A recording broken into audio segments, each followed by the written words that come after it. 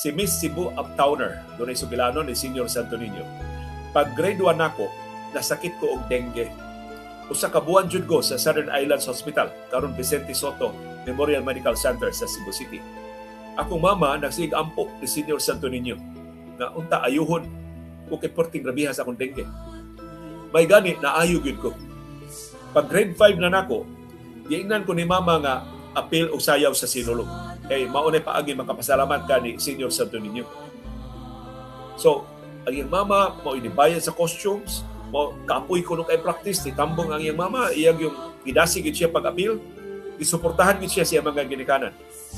So apil siya sa Cebu City Central School Sinulog Contingent. Ug apil sila sa Grand Parade. Ug sila na champion sa sinulog sa kabataan. Sa Grand Parade ni kuyog sa diyang mama. Sa street dancing, deskilid ang iyang mama. Sa ilang main dance dito sa Abiliana National School sa Cebu City Sports Center, ni kuyog sad ang iyang mama.